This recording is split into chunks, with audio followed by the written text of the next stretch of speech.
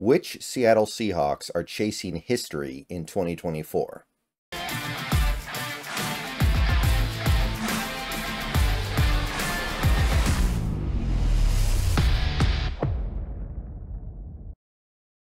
What's going on, everybody? Good morning. Happy Thursday. Hope you guys are doing well. And we are waiting for news to trickle our way from the second of the joint practices with the Tennessee Titans. We don't really know much of anything new yet. We're also waiting for some news about some NFL-related things, like, say, Brandon Ayuk, will he or won't he? Can you please just get it over with at this point? I know.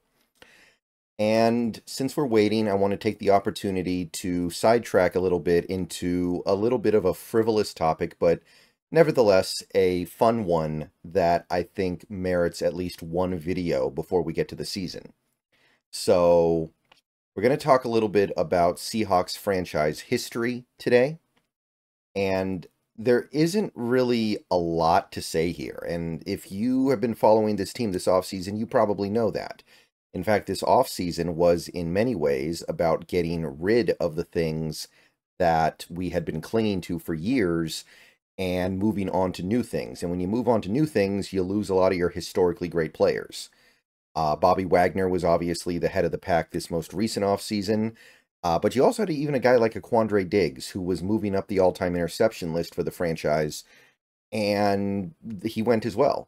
Go back a couple of off seasons, you obviously lose Russell Wilson, who was the greatest quarterback in your franchise history, and you add it all up, it's a lot of the guys who were building great Seattle legacies are gone in favor of guys who you hope will build new legacies of their own starting now.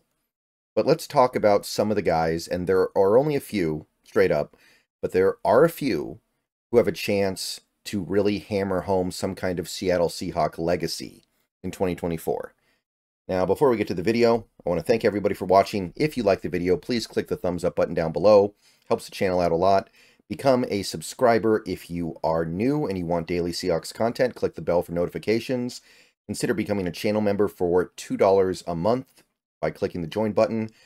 Those are the best ways to help out the channel. Also, tonight I will be dual streaming with the Hawks Nest. So keep an eye out for that live stream going live sometime around 7 p.m. Pacific tonight.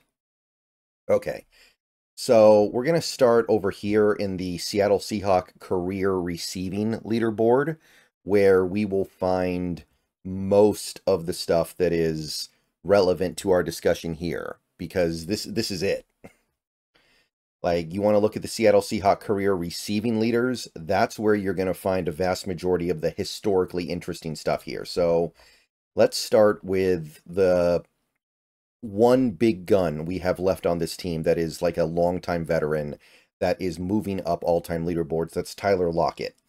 So Tyler Lockett last year was able to successfully move into second place all-time in all major receiving categories. He moved into second with catches with just over 600. He moved into second in receiving yards with just under 8,000. In fact, very likely the first game he plays this year, he will pass 8,000. And he also moved into second place in touchdowns with 59. So he's already second. And the issue is that he's not catching first. No disrespect to him, but Steve Largent was that guy. Steve Largent has him beat on catches by over 200, has him beat on yards by over 5,000, has him beat on touchdowns by over 40. So Lockett's going to have to play a long time if he wants to catch those numbers, and he's certainly not doing it this year. So that kind of takes a little bit of the air out of the balloon right there, right? Like, you can look at this and go, okay, well, Lockett's going to pass 8,000 yards this year. He's going to do it probably within the first few drives of the season. If he has a surprisingly high volume year, he could get to 700 catches. That's sometimes been used as kind of the break-even point for a Hall of Fame career, but that's unlikely, especially in this offense. One more touchdown gets him to 60. Hey, that's kind of a cool milestone, but there's not really anywhere that he can go, right? Like, he's not going ahead of anybody in any of these categories. He's just padding his lead that he currently has in second place. So if there's any juice at all at the receiver spot, it would actually probably be DK Metcalf, the other longtime Seattle receiver. And I know it hasn't been that long, but you take a look at this. DK Metcalf sitting at 372 catches. So if he has a good season, he's going to move into 6th. He's going to pass Bobby Engram, pass Darrell Jackson. And if he has a really good season and has 100 catches or more, he's going to pass John Williams and move into 5th all-time. So he is chasing that a little bit. He would move into the top 5. Borderline Seahawk immortality if he can get up there.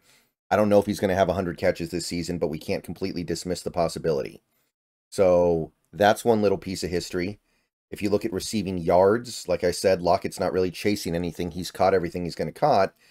But Metcalf could jump into the top 5 with a good season, passing Darrell Jackson.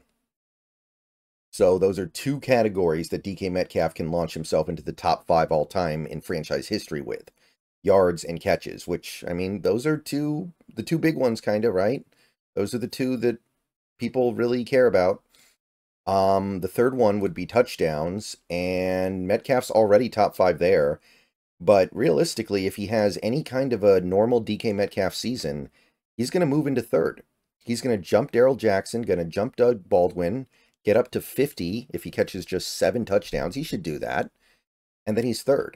And then your top 3 is Largent, Lockett, and Metcalf. So if you don't take anything else away from this video, I hope that you look at this and you go and you understand how special what Metcalf is doing so far really is.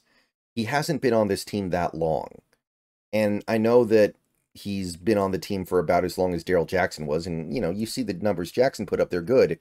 But on a per-game basis, so far in his career, DK Metcalf has been absolute money. It's a historically good start to his career. And when you consider the fact that he's going to be pushing up and threatening the numbers of a guy like a Doug Baldwin, who played way more games than Metcalf did in his career, and that he will be probably eclipsing Tyler Lockett with far fewer games played needed, you are probably looking at a historically great start to a career for a receiver. And sometimes I feel like people forget that because they watch it every week, and it just seems normal to them that a guy like a DK Metcalf would produce this much this early in his career. It's really not normal. There's nothing normal about this. So that's really all I got in terms of like receiver stuff. And it's not the most compelling, but hey, it's about trying to become one of the best receivers in franchise history. Everything else, straight up, like, I got nothing. I looked at Jason Myers. I looked at Michael Dixon. Neither of them are there yet. They're still at least a couple years away. I looked at a guy like Laken Tomlinson, and even if you just look at his career on its own without taking a look at teams, not really anything there. He's had a nice little career, but it's nothing historic about it. The best I could find was I went over to the defensive leaders and sorted by sack. Jiren Reed, if he has a good season and has 6 sacks or more, he will move into the top 10 all-time alongside Frank Clark for sacks. He'll barely edge into the top 10 if he manages to have 6 sacks or more. That's it. Like, it's tough. Like, right now, I guess he's tied for 12th with Rocky Bernard. He could get up into the top 10. And, yeah, it's kind of not much to report after you get through that. So, yeah, that's what happens when you say goodbye to a lot of your old guard. You bring in a new guard that you're really excited about, and they're trying to establish their own legacy. But the legacies that you had mostly are over. And personally, I'm grateful for it. I'm happy for it.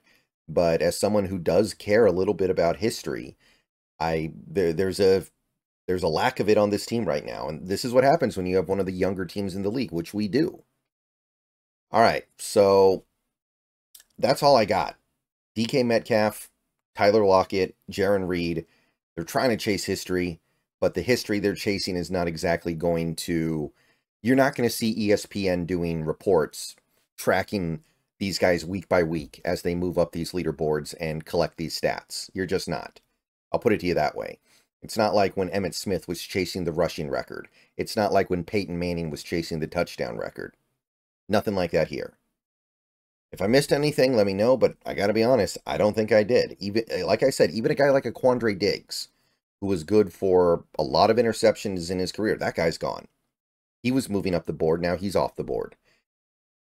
So, yeah, see you guys later. Another video coming later, probably. We'll get more updates about this camp, joint camp session, joint practice, and I'll be streaming later tonight. So, see you guys later. Go Hawks.